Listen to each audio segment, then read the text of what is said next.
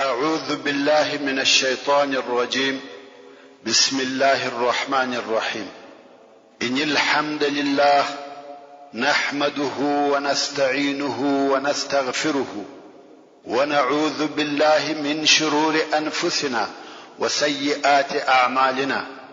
من يهده الله فلا مضل له ومن يضلل فلا هادي له، وأشهد أن لا إله إلا الله وحده لا شريك له، وأشهد أن محمدا عبده ورسوله صلى الله عليه وآله وصحبه وسلم تسليما كثيرا.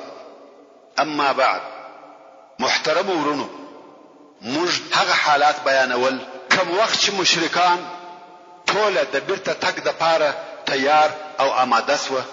ابو سفیان د څو نورو کفارو سره د غره و یوې بلې لوړې ته وختې او مسلمانانو ته ورنارې کړه. آیا په تاسې کې محمد سته؟ رسول الله صلی الله علیه و آله وسلم وفرمایل جواب مور کوي. ابو سفیان بیا نارې کړه آیا په تاسې کې ابو بکر سته؟ رسول الله صلی الله علیه و آله وسلم وفرمایل جواب مور کوي. ابو سفیان بیا نارې کړه آیا په تاسې کې عمر سته؟ رسول الله صلی الله علیه و آله وسلم د جواب ورکولو څخه منع کړ. ابو سفیان د بل چا پوښتنه ونه کړه، فقط دغه درو نفرو پوښتنه یې وکړه، ځکه دی او د قوم په دې پوهېده چې د اسلام قیام په دغه درو نفرو سره دی. بیا نو ابو سفیان وویل که دغه کسان وژل سوي وي نو زموږ په تاسې هیڅ پروا نه کیږي، ځکه په تاسې کې نور هیڅ شان او شوکت نه دی پاتې. عمر فاروق رضی الله تعالی عنہ نور صبر نسوای کولای، ودرېدی او په لوړ आवाज ورنارې کړه، ویل اے د الله دشمنه، هغه کسان چې تا یاد کړه هغه ټول ژوند دي. الله عز وجل هغه کسان پریښول چې ته په خفه کېږې. ابو سفیان وویل زموږ ځینو نفرو ستاسې د وژل سوو کسانو پزې او غوږونه ور پرې کړه، خدا داسې کار دی چې نه ما په هغه سره امر کړی دی او نه په خفه یم. بیا نو ابو سفیان د نصر او بری ناره وکړه. په دې جنگ کې د کفارو په کامیابی فخر او غرور کوي. په ډېر لوړ आवाज یې ناره کړه اعل هبل. هبل هغه د قریشو بت دی، نو دا ویل لوړ سو هبل. رسول الله صلی الله علیه و آله وسلم وفرمایل آیا جواب نور کوي؟ دوی ویل څور تو وایو. رسول الله صلی الله علیه و آله وسلم وفرمایل ووایاست الله اعلى واجل. الله جل جلاله تر ټولو لوړ او لوی دی. عمر فاروق رضی الله تعالی عنہ ورنارې کړه الله اعلى واجل. بیا ابو سفیان وویل موږ عزا لرو او تاسې عزا نه لرئ. عزا چې بل د ډبرو بت دی. سبحان الله، مشرکان د ډبرو په هغه بتانو فخر او غرور کوي چې دوی په خپل لاسو جوړ کړی دي. رسول الله صلی الله علیه و آله وسلم وفرمایل آیا جواب نور کوي؟ دوی ویل څور تو وایو.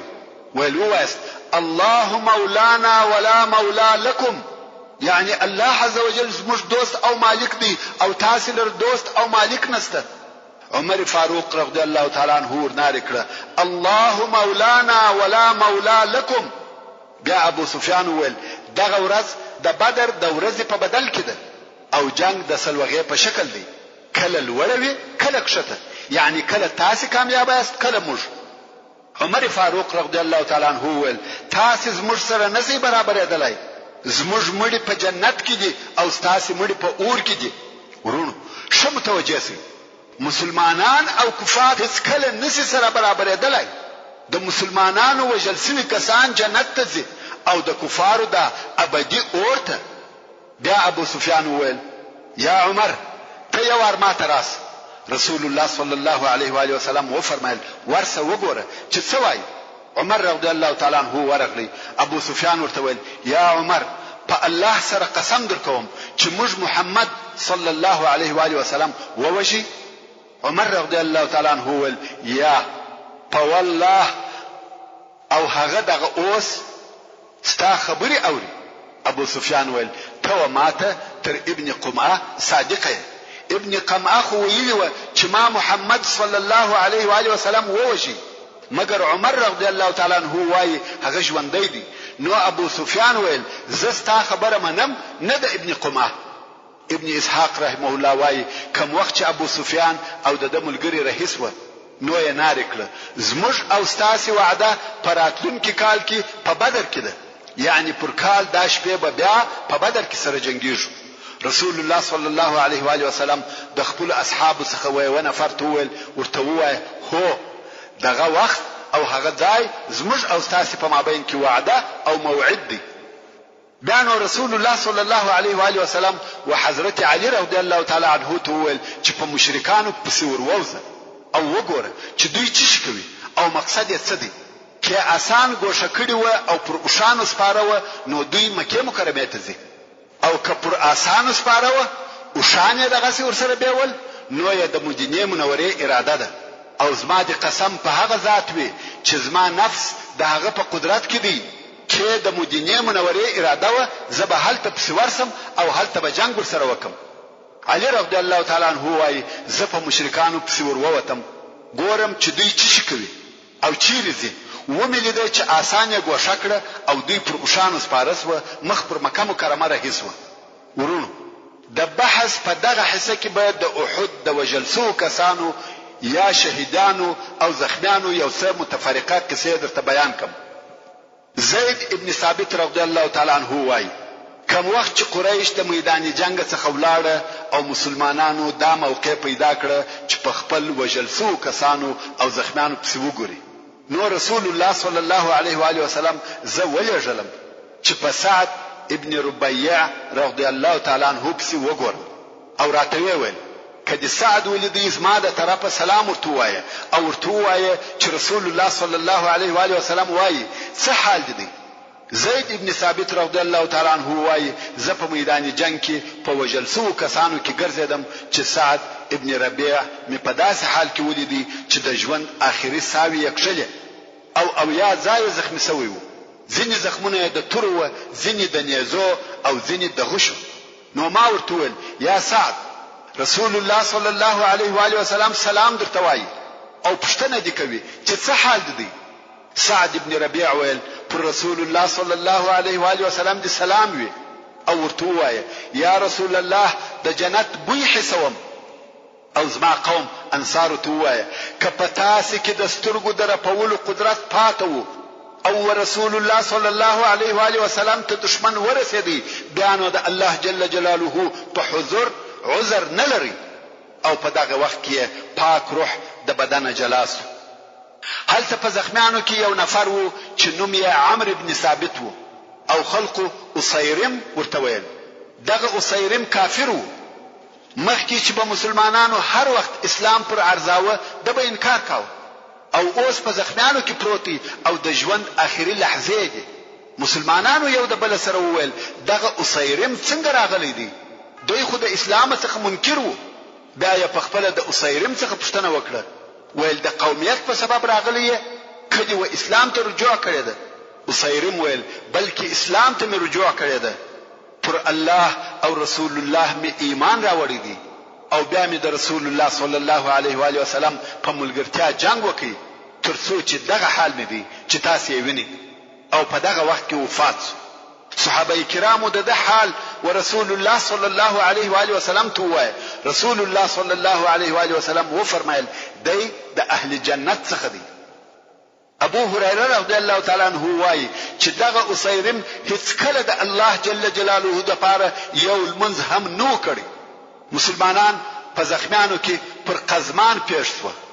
هغه قزمان چې د پهلوانانو او قهرمانانو غوندي جنگ کړی وو یوازې د ویا اتنه پر مشرکان وژلی و ستاسو په یاد وي چې درې نفر د کفارو د بیرغ پورته کوونکي ووجل او اوس په داسې حال کې پروت دي چې زخمو د کار استلې دي نو مسلمانانو د بني ظفر و کوروته یوړي مسلمانانو د جنت زیری ورکول چې تو خو غازی سوی او کمرسه شهید هم یې قزمان ویل په والله ما د بل شي د پاره جنگ نه دی کړی مگر د قوم په خاطر او که د قومیت حساب نه وای ما به جنگ نه وای کړی کوم وخت چې بیا د زخمو د درد څخه په تکلیف سو نو یزان په خپل ووجي کوم وخت چې به دغه قزمان د رسول الله صلی الله علیه و آله وسلم په حضور کې یاد سو رسول الله صلی الله علیه و آله وسلم به فرمایل چې هغه د اهل النار څخه دی.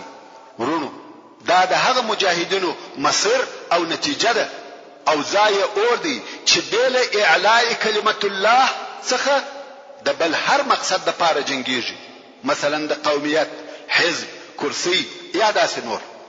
نو د قزمان پر عکس هلته د بني ثعلبه د يهودو څخه یو نفر په وژل شوو کسانو کې پروت وو چې مخیرق نومېدی. مخیرق يهودي او په يهودو کې عالم هم وو. رسول الله صلی الله علیه و آله وسلم د احد و غزات د جمعې په ورځ د جمعې تر منځه ورسته ووتی یا د مازیګر تر منځه. په دغه شپه کې د جنگ آمادګي ونیول شو او په سهار کې چې د شنبه ورځ و جنگ پیښ شو. الله جل جلاله په دغه ورځ د مخیرق په زړه کې ایمان داخل کړي او د شنبه په ورځ په يهودو کې ژغ وکړي ویل والله تاسو شپوهیږي چې دا هغه نبی دی چې تاسو ته په تورات کې ذکر شوی دی او د علیه الصلاۃ والسلام کومک پر تاسو لازم دی. نو درولارسي او د صلی الله علیه و آله وسلم په ملګرتیا جنگ وکړي.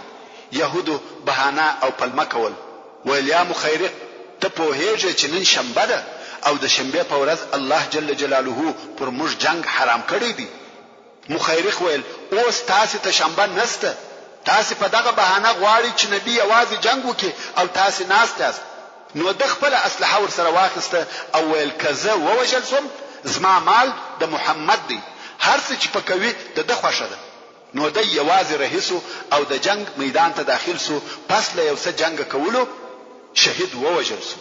نو رسول الله صلی الله علیه و آله وسلم و فرمایل که څوک غواړي چې داسې جنتی ته وګوري چې په ټول ژوند یې و الله جل جلاله ته یو منځ نه وکړي دغه مخیرق ته دی وګوري.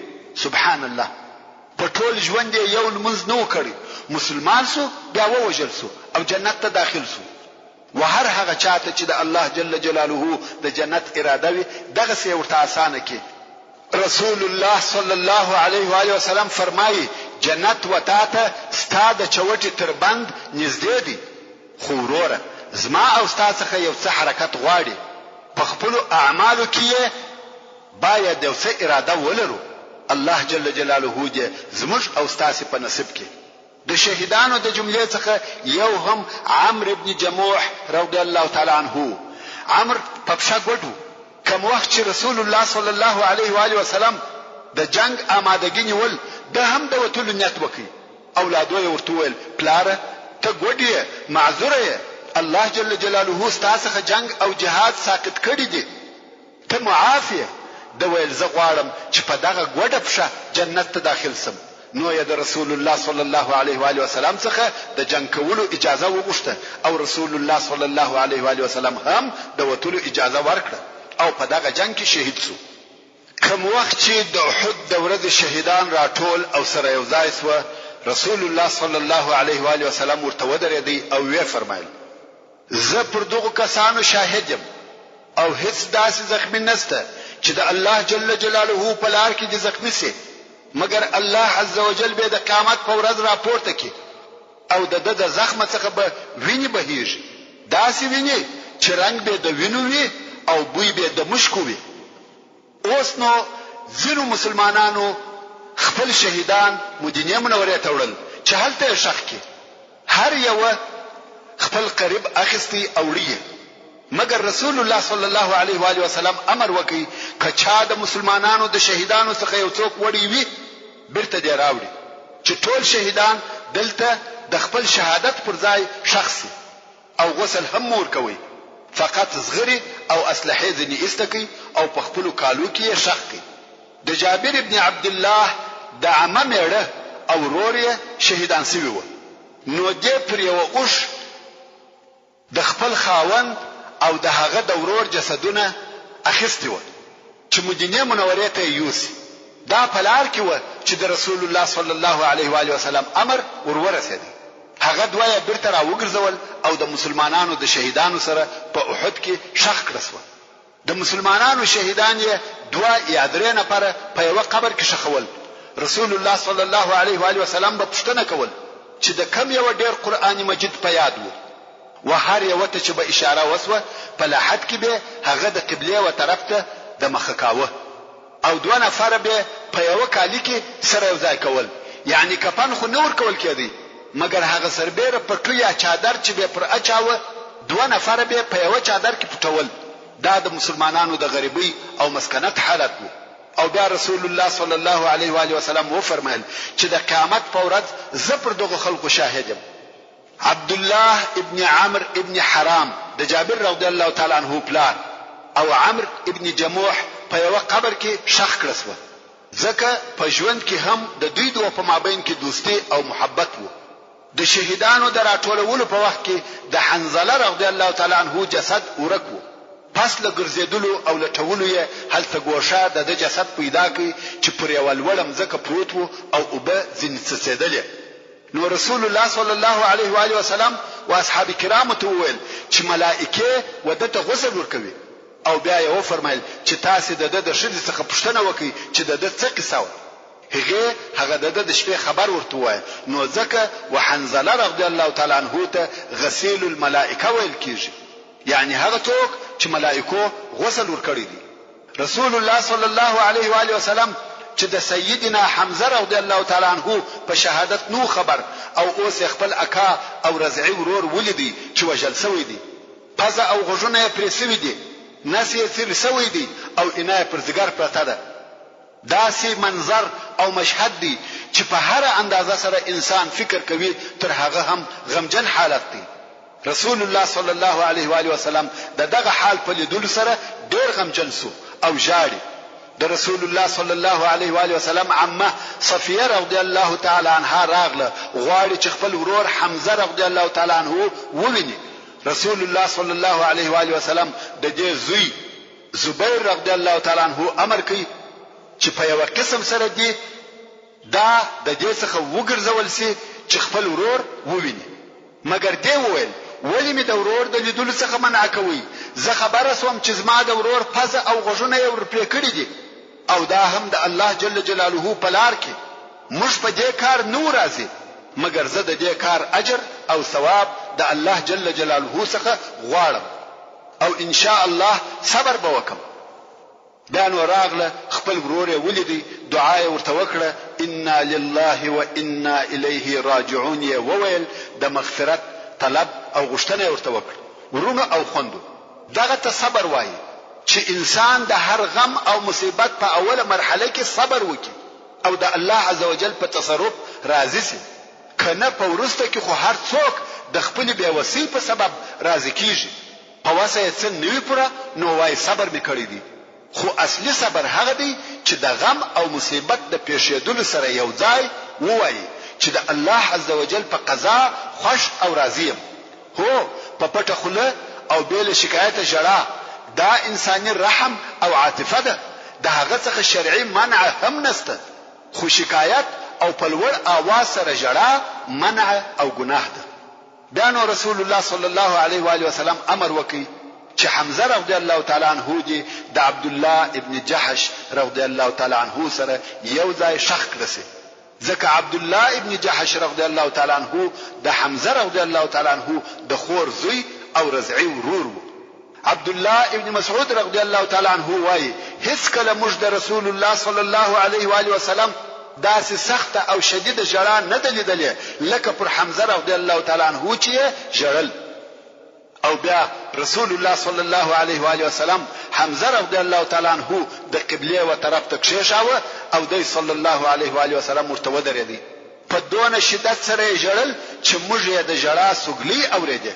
رسول الله صلی الله علیه و آله وسلم پر خپل اکا حمزه ابن عبد المطلب په ډېر شدید جړه جړل او وی فرمایل والله زما په ژوند تر دغه سخت او غمجن حال نه دی راته پېښ شوی.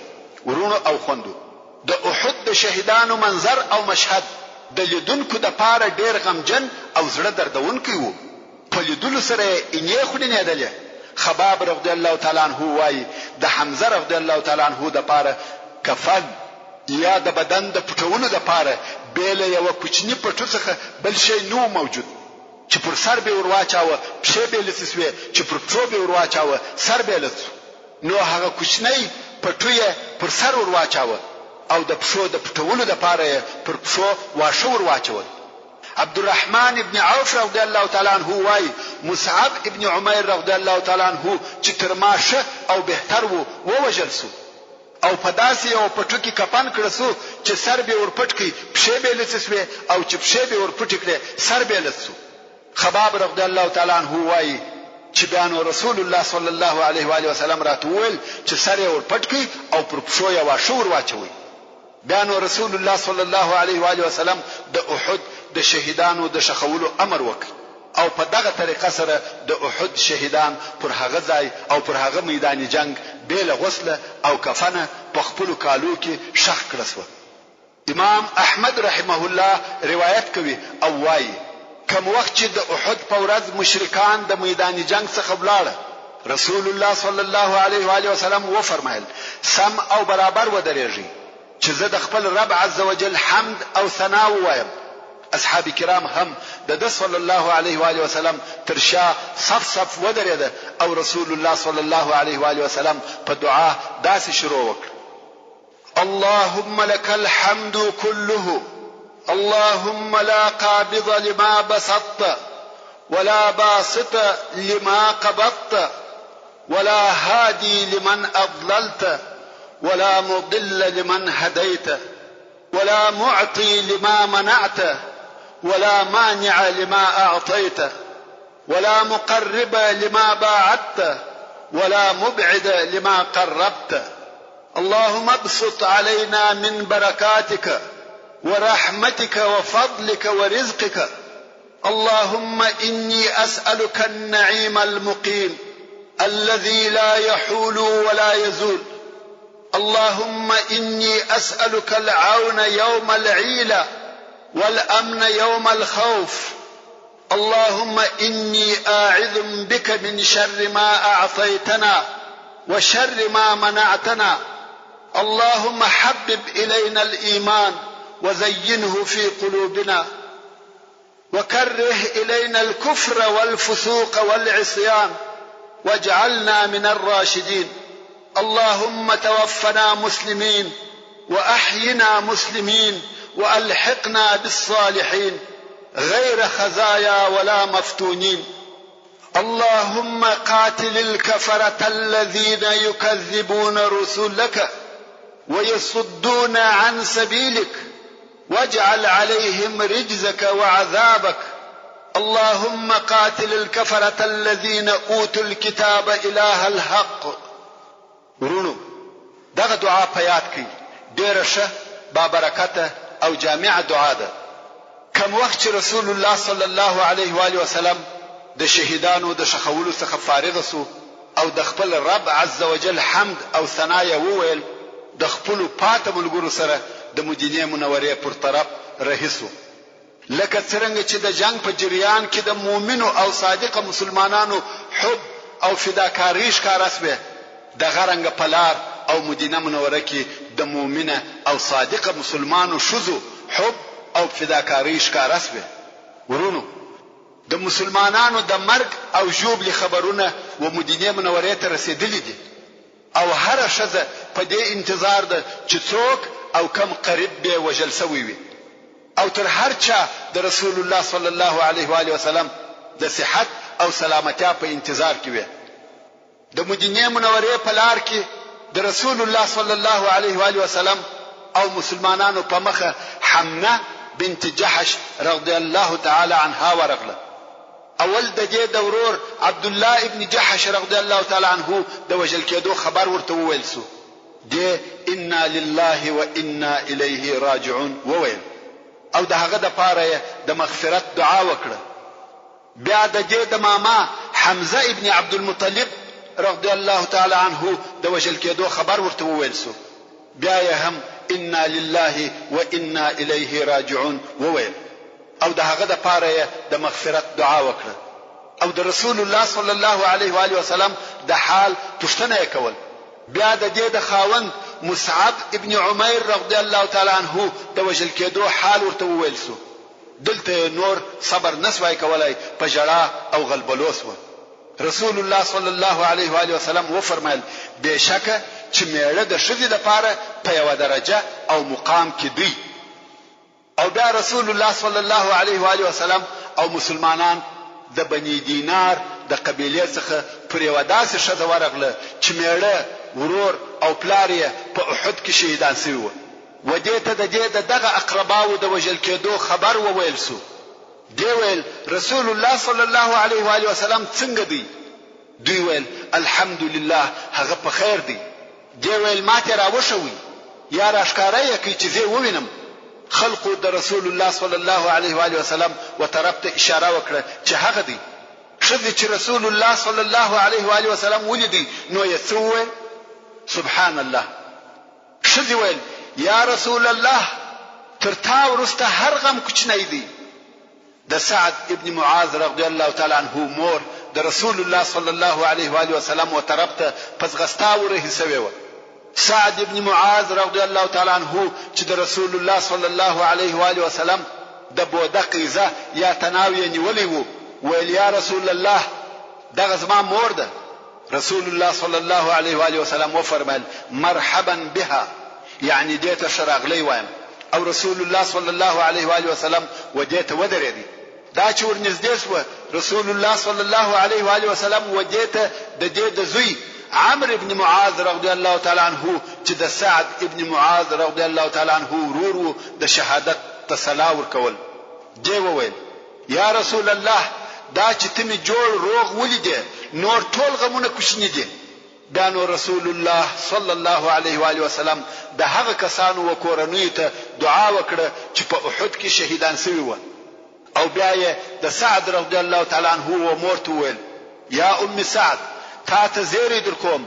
او ته د هغه نور و کورنۍ ته زیری ورکړه چې د دوی وجل شوی کسان ټول په جنت کې سره ملګری دي او د خپل ټول کورنۍ د پاره شفاعت کړی دي او شفاعت هم قبول شوی دي د سعد ابن معاذ رضی الله تعالی عنہ مور وویل یا رسول الله مج راضیو او تر دې ورسته به څوک پر هغه جاړي بیا د سعد رضی الله تعالی عنہ مور وویل یا رسول الله د شهیدانو وفات کسانو ته دعا وکړه رسول الله صلی الله علیه و آله وسلم وفرمایل الهی د دوی د زړه څخه غم استکه او د دوی مصیبت په خوشحالي ور بدل کړي او د دوی وفات کسانو ته ښه سرپرست او پالونکی ورکړي ورونو او خوندو موږ او تاسو باید حب د اسلام او محبت د رسول الله صلی الله علیه و آله وسلم د دغه کسانو څخه زده کو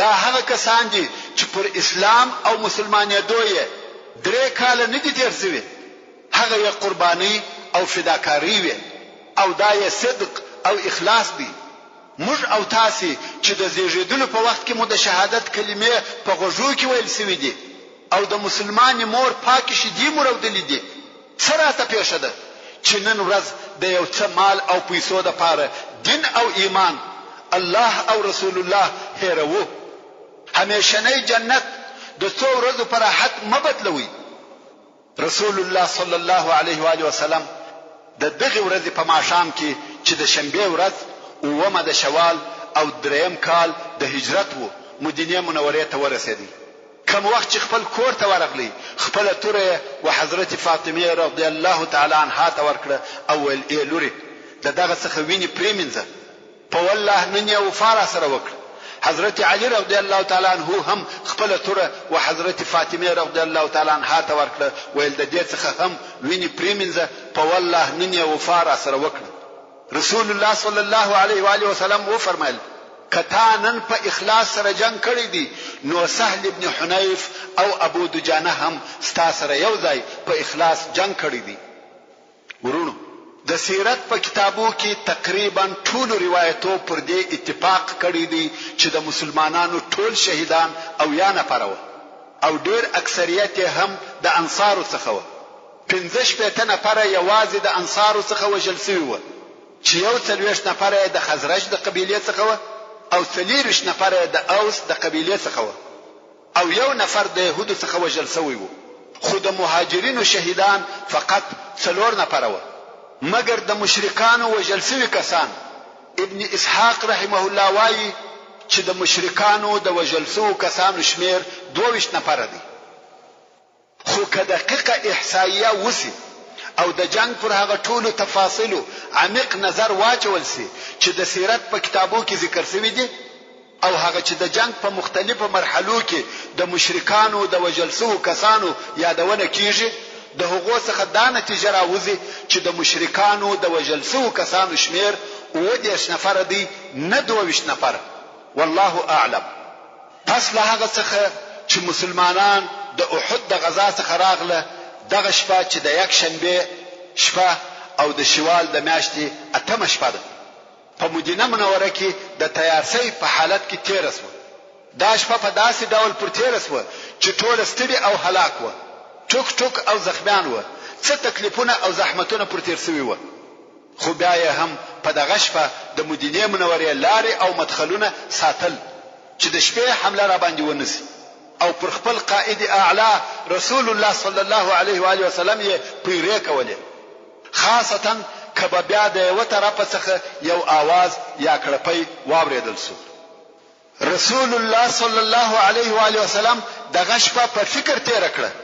په دغه حالاتو کې فکر واه دا تشویش ورته پیدا شو که مشرکانو د خپل ځانو سره دا فکر وکړي چې موږ خو د جنگ په میدان کې کامیاب شوو، مګر دغه کامیابی څخه مو هیڅ فائدہ او ثمره لاسته نه راوړل، نو خامخا پر دغه خپل تګ پښیمانه کیږي او د نیمه لارې څخه به بیرته د مدینه منورې د حمله لپاره راوګرځي. نو رسول الله صلی الله علیه و آله وسلم دا تصمیم ونیوي چې سهار به د مشرکانو د لشکر د شړلو لپاره پسې وروزي. دغه ورځ په سهار کې چې د یک شنبه ورځ او د شوال اتمه په پرون کې د احد جنگ وو، د هغه جنگ وستړیا او زخمیانو ته نه وکتل. په سهار کې رسول الله صلی الله علیه و آله وسلم ژغ وکي چې په کفارو پسې درووزي او بل به هیڅوک نه را سره وځي بل هغه کسانو څخه چې د پرون په جنگ کې ګډون کړی وو، نه غواړي چې منافقین ورسره ووځي. عبد الله ابن ابي منافق راغلی ویل یا رسول الله زه در سره وزم. رسول الله صلی الله علیه و آله وسلم ویل یا زما سره به بل هیڅوک نه وځي بل هغه کسانو څخه چې په احد کې ګډون کړی وي. د رسول الله صلی الله علیه و آله وسلم د امر سره مطابق مسلمانان سره راټولیږي، خپل زخمو او ستړیاو ته ونکتل، د کفارو د لشکر و ډیروالي ته ونکتل او ویل سمعا وطاعتا، یعنی ستا امر اورو او اطاعت کو. جابر ابن عبد الله رضی الله تعالی عنہ هغه چې پلار پرون په احد کې شهید شوی وو، هغه رسول الله صلی الله علیه و آله وسلم تراغلی ویل یا رسول الله زما دا خوښه ده چې هر جنگ ته چې ته وځې زه دې ملګری یم. اوس ما پلار زه د پر نو لونو خلیفہ پرې شم، نو ته ماته اجازه راکړه چې زه در سره ولاړ سم. سبحان الله، ځینې خلق د پاتې کېدو لپاره اجازه اخلي، خو جابر ابن عبد الله رضی الله تعالی عنہ د تلو لپاره اجازه اخلي. دا هم د پاره د دې چې هغه د پلار وصیت هم عملي کړی وي. رسول الله صلی الله علیه و آله وسلم هم د تلو اجازه ورکړه. د مسلمانانو لشکر ډیر ژر تیار شو. رسول الله صلی الله علیه و آله وسلم او مسلمانانو فورا د کفارو په لشکر پسې حرکت وکړي. ورونو شم متوجه سي د احد د جنگ ورځ د خپل مشکلاتو سره سره پرون تیر شوی ده. دا هغه محمدي کمال دی چې اکمل البشر صلی الله علیه و آله وسلم په عسکري او مدني ژوند کې درلودي. په دغه ژغ او تلیه داخلي دشمنان د مدینه منورې منافقان او خارجي دشمنان چې د مکه مکرمه مشرکان و ټول وبېرول. نن چې د مسلمانانو ډېر نفر زخمیان هم دي په کفارو پسې رهیدي، تر داسې اندازې چې ځینې د زخمو په سبب پر اوښ نسوای سپارېدلای. په غیږ کې بیا واخیسته پر اوښ بیا سپاره کړ.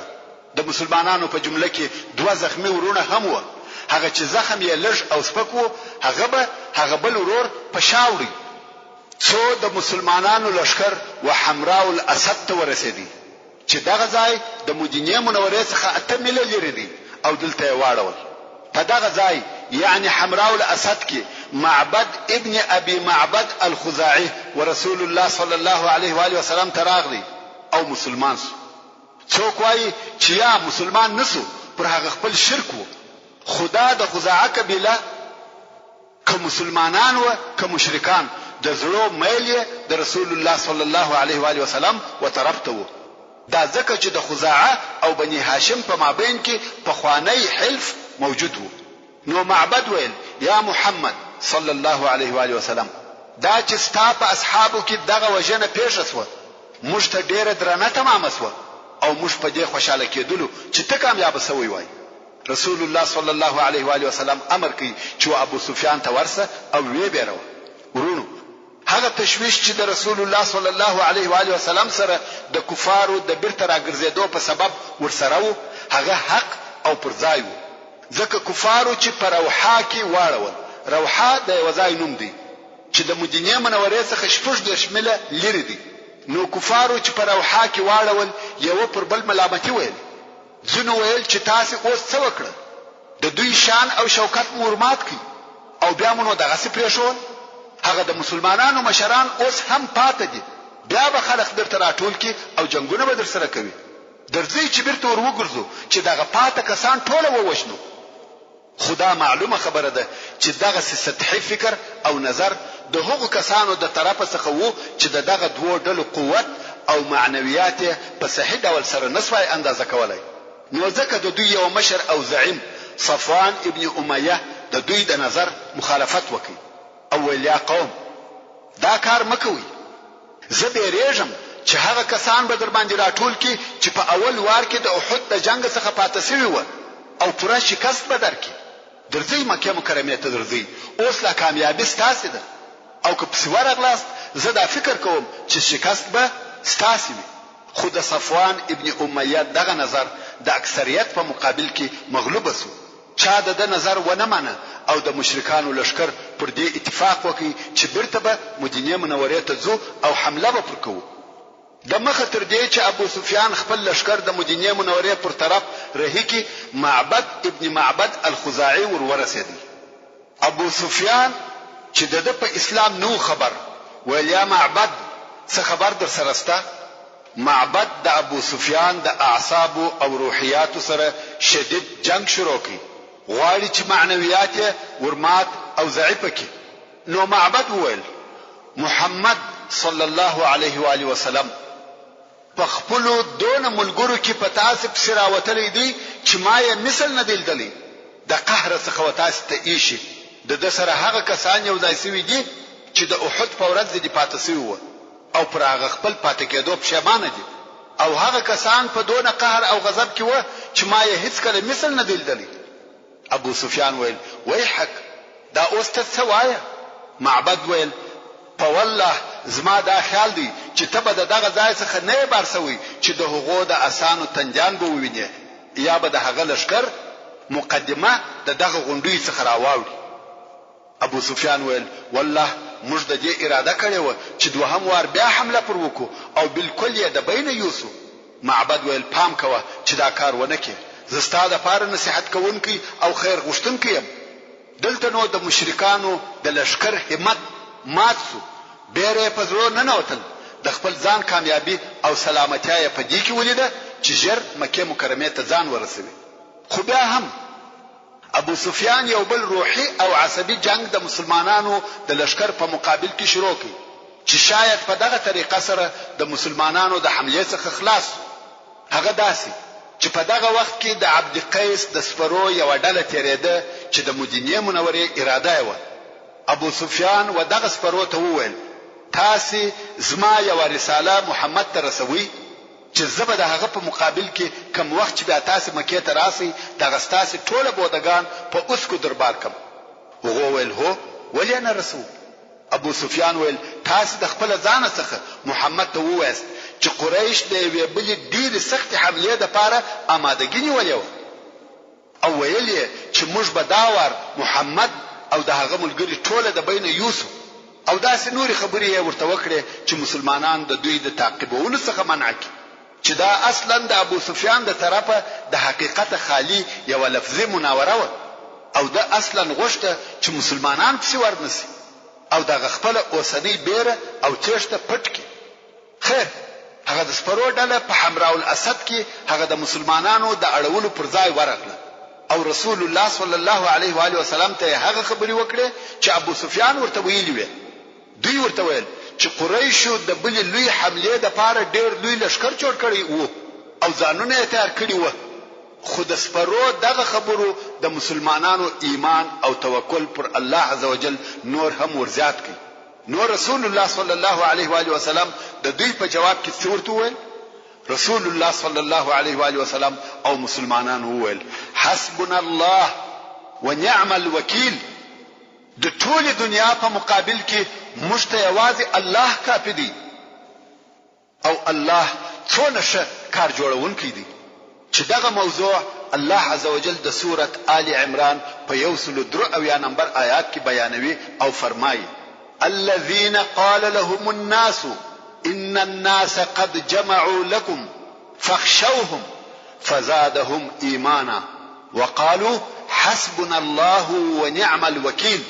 هغه کسان یعنی مسلمانان چې دوی ته ځینو خلق وویل، یعنی هغه د سپرو ډلې ورته وویل چې په تحقیق سره د مکه مکرمه خلق ستاسو د جنگ د پاره سره راټول شوی دي، نو تاسو د هغو څخه وبېریږئ، یا ستاسو سره د بل جنگ د پاره نور اسلحه او د جنگ سامان سره یو ځای کړی دي، تاسو د هغو څخه وبېریږئ. خو دغه بیرولو نور هم د مسلمانانو ایمان، توکل او دلاوري ورزیات کړ او دوی وویل موږ لره الله کافی دی او دغه الله څونه شوکل او کار جوړونکی دی. رسول الله صلی الله علیه و آله وسلم پس لرا تګ څخه وحمراء الاسد ته نور درې ورځې هم دلته تیر کړې. په یک شنبه هلته ورغلی وو، دوشنبه، سه شنبه او چهارشنبه هلته پاتې شو. پس له درې ورځو تیرولو څخه یې بیرته مدینه منوره ته حرکت وکړ. خو د مخه تر دې چې رسول الله صلی الله علیه و آله وسلم و مدینه منوره ته حرکت وکړي، مسلمانانو ابو عزه الجمحي شاعر ونیوي. ابو عزه الجمحي هغه څوک دی چې رسول الله صلی الله علیه و آله وسلم د بدر په غزا کې په بندیانو کې نیولی او بیا یې د غریبۍ او د ډیرو لونو د درلودلو په سبب بیل فدیه الکه. خدا شرط پر کښېښاوه چې بل وار بس ما او د مسلمانانو په مقابل کې نه جنگیږي او ده هم دا شرط قبول کړي. خو بیا یې خپل عهد مات او خیانت وکړي او خلق به په خپل اشعارو د رسول الله صلی الله علیه و آله وسلم او مسلمانانو پر ضد پارول. یوازې دا نه بلکې په خپل هم د احد په جنگ کې د کفارو په ګټه ګډون وکړي. نو کوم وخت چې دغه ابو عزه ورسول الله صلی الله علیه و آله وسلم تراوستي د ویل یا محمد صلی الله علیه و آله وسلم پر ما احسان وکړه او ما د خپل لونو د پاره پرېږده او دا وعده به در سره وکم چې بل وار بیا ستا او د مسلمانانو په مقابل کې نه جنگیږم. رسول الله صلی الله علیه و آله وسلم وفرمایل یا هیڅ کله دې نه پرېږدم. په مکه مکرمه کې بناستې پر مخ بلاستې ربه او وایې به محمد می دوه واره خطایستی، مؤمن دوه واره د یو غاره څخه نه وهل کیږي. بانو رسول الله صلی الله علیه و آله وسلم زبیر رضی الله تعالی عنه یا عاصم ابن ثابت رضی الله تعالی عنه د په وجلو امر کوي او هغه غاړه ووهل. کوم وخت چې رسول الله صلی الله علیه و آله وسلم مدینه منوره ته ورسېدی، هلته د کفارو د یو جاسوس په اعدامولو امر وکړي چې هغه جاسوس معاویه ابن مغیره ابن ابي العاص، چې دغه معاویه د عبد الملک ابن مروان د مور د طرفه نیکه کیږي. چې د هغه قصه داسې و کوم وخت چې د احد په ورځ مشرکان د مکه مکرمه پر طرف رهیس و، دغه معاویه په مدینه منوره کې و حضرت عثمان ابن عفان رضی الله تعالی عنه ته ورغلی چې د اکازوی عثمان رضی الله تعالی عنه د لپاره د رسول الله صلی الله علیه و آله وسلم څخه امان وغوښتي. رسول الله صلی الله علیه و آله وسلم هم په دې شرط امان ورکړي چې تر درې ورځې زیات به په مدینه منوره کې نه تیروي او که تر درې ورځې وروسته د په مدینه منوره کې ولیدل سو بیا یې ووژني. کوم وخت چې د مسلمانانو لشکر و حمراء الاسد ته ولاړی، دغه معاویه تر درې ورځې زیات په مدینه منوره کې اوسېدی چې په دغه وخت کې د قریشو د پاره جاسوسي کول. کوم وخت چې د مسلمانانو لشکر مدینه منوره ته راورسېدی، معاویه په تېښته د مدینه منوره څخه ووتی. رسول الله صلی الله علیه و آله وسلم زید ابن حارثه او عمار ابن یاسر رضی الله تعالی عنهما په دپسې ولېږل، هغه ونیوي او ویوژي. ورونو ځینې مؤرخین دغه د حمراء الاسد غزا ځان ته بیل او جلا غزا بولي، چې دا مستقله غزا ده او نوم یې غزوه حمراء الاسد دی. خو په حقیقت کې دا مستقله غزا نه ده، بلکې دا غزا د احد د غزا یو جز او د هغې پوره کېده دي. ورونو، دا د احد غزا وه چې ټولې مرحلې او تفاصیل یې په تفصیل سره درته بیان شوه. خو ډیرو بحث کوونکو او څېړونکو د دغه غزا پر نتیجه خبرې کړې دي چې آیا دغه غزا د مسلمانانو د پاره شکست بلل کیږي که یا. خو که موږ په دقیق نظر ورته وګورو او دغه جنگ و دوو حصو یا دوو صفحو ته وویشو، په دې کې هیڅ شک نسته چې د جنگ په دوهمه صفحه کې عسکري لوړوالی او تفوق د مشرکانو د لشکرو او دوی و چې پر میدان جنگ مسلطه و. د ارواحو یا انسانانو تلفات د مسلمانانو په طرف کې ډیر او زړه دردونکي و او د مسلمانانو یوې ډلې د شک و تلی شکست وخوړی، ځکه وتښتېدل او لاړه او د جنگ حالات د مشرکانو په نفع و. خو بالمقابل هلته یو څو شی سته چې موږ د دې څخه منع کوي چې موږ ووایو چې په دې جنگ کې فتح او بری د مشرکانو. هغه دا چې اول د کفارو لشکر دا و نه کولای سوای چې د مسلمانانو مرکز یا معسكر یا قرارګاه ونیسي یا یې تر تسلط لاندې راولي. محترم ورونو، موږ پر دغه موضوع خبرې کولې چې د احد غزا د مسلمانانو د پاره شکست بلل کېدلای شي که یا. خدا موضوع مو پای ته ونه رسول، نو ان شاء الله تعالی په راتلونکي کې به دغه بیان درته وکړو. وما توفيقي إلا بالله وهو السميع العليم. تعليم الإسلام راديو